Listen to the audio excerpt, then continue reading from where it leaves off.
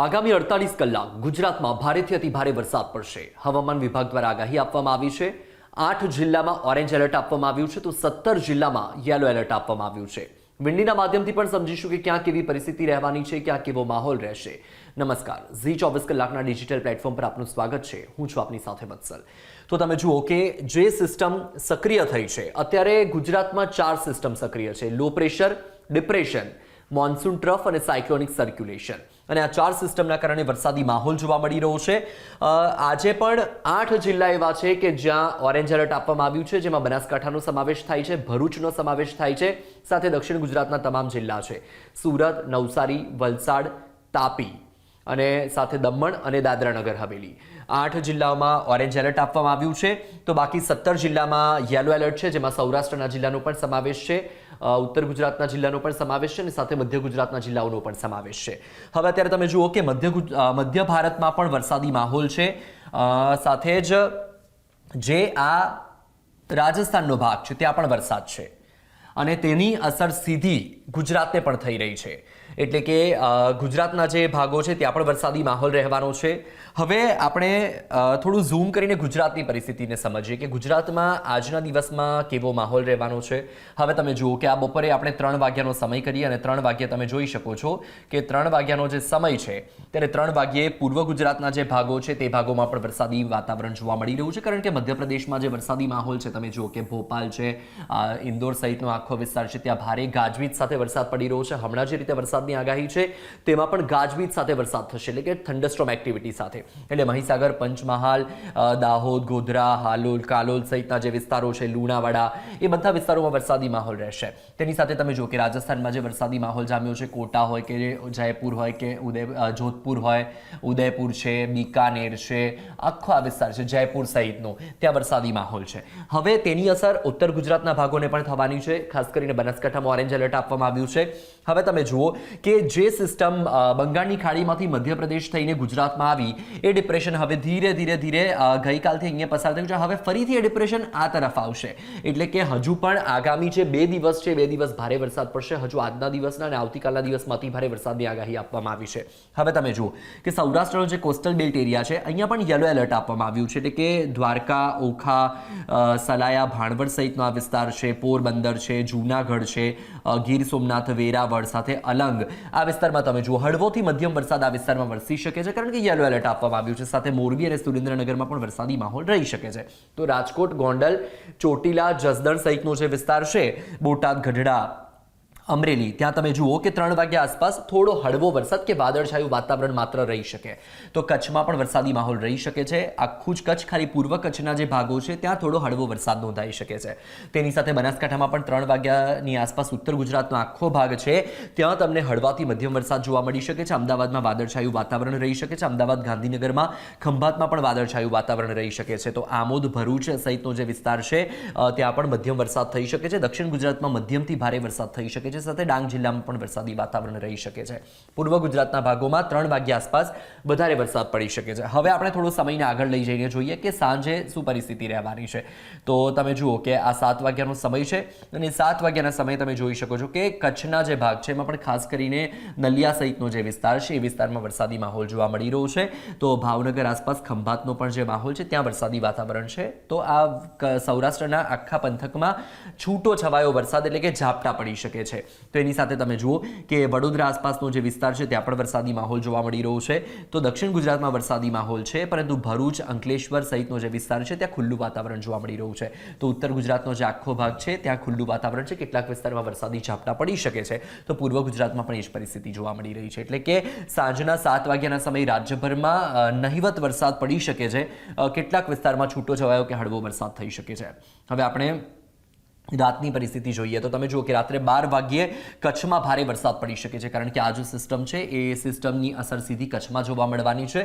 સાથે અમદાવાદ નહીં, આસપાસના વિસ્તારોમાં પણ વરસાદી માહોલ જોવા મળી રહ્યો છે. તો મોરબી સહિતના જામનગર સહિત પણ વરસાદી વાતાવરણ જોવા મળી રહ્યું છે. કોસ્ટલ બેલ્ટ એરિયા કે જે વેરાવળ, ગીર સોમનાથ સહિતના વિસ્તારમાં મધ્યમ વરસાદ થઈ શકે છે. તો દક્ષિણ ગુજરાતનો જે ભાગ છે, સુરત અને તેની આસપાસનો વિસ્તાર છે, તેની સાથે વલસાડ, વાપી અને નવસારી સહિતનો વિસ્તાર છે ત્યાં વરસાદી વાતાવરણ રહી શકે છે. નર્મદા જિલ્લાનો જે વિસ્તાર છે, એટલે કે ડેડિયા ડેડિયાપાડા સાગબારા સહિતનો જે વિસ્તાર છે એ વિસ્તારોમાં પણ વરસાદી માહોલ રહી શકે છે. તો પૂર્વ ગુજરાત એટલે કે પંચમહાલ, મહીસાગર એ જે વિસ્તાર છે એ છોટાઉદેપુર એ વિસ્તારમાં વરસાદી વાતાવરણ એકદમ નહિવત જોવા મળી રહ્યું છે. સાબરકાંઠામાં પણ એ જ પરિસ્થિતિ જોવા મળી રહી છે. હવે આપણે મધ્યરાત્રિની પરિસ્થિતિ પણ જોઈ લઈએ કે મધ્યરાત્રિએ શું માહોલ રહેવાનો છે.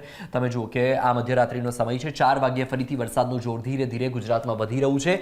ખાસ કરીને તમે જુઓ કે આખો કચ્છ વિસ્તાર છે એ બાનમાં આવી રહ્યો છે. કચ્છમાં ભારે વરસાદ થઈ શકે છે. સાથે જ જામનગર અને મોરબી સહિતનો વિસ્તાર, સુરેન્દ્રનગરમાં પણ વરસાદી વાતાવરણ રહી શકે છે.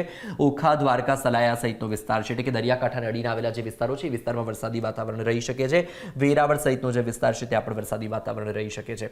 સાથે સુરત, નવસારી, વલસાડ, તાપી, ડાંગ એ વિસ્તારોમાં પણ વરસાદી માહોલ રહી શકે છે. હવે આપણે આવતીકાલે સવારનો માહોલ પણ જોઈ લઈએ. તમે જુઓ કે આવતીકાલે સવારે 9 વાગ્યાનો સમય છે અને 9 વાગ્યે તમે જુઓ કે કચ્છમાં આ સિસ્ટમનો ભાગ આવી ગયો છે. એટલે કે જે પૂર્વ કચ્છના ભાગો છે, ખાસ કરીને ગાંધીધામ અને રાપર સહિતના જે વિસ્તારો છે એ વિસ્તારોમાં ભારે વરસાદ થઈ શકે છે.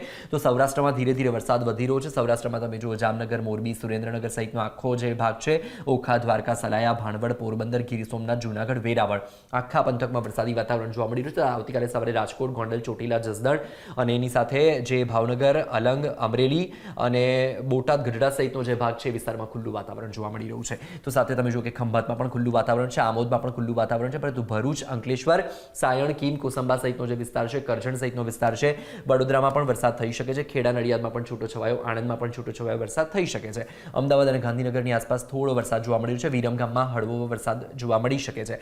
તો બનાસકાંઠા અને તેની સાથે તમે જુઓ કે ઉત્તર ગુજરાતનો જે ભાગ છે ત્યાં ખુલ્લું વાતાવરણ જોવા મળી રહ્યું છે. દક્ષિણ ગુજરાતમાં વરસાદી માહોલ યથાવત રહેશે. ડાંગમાં પણ વરસાદી માહોલ યથાવત રહેશે.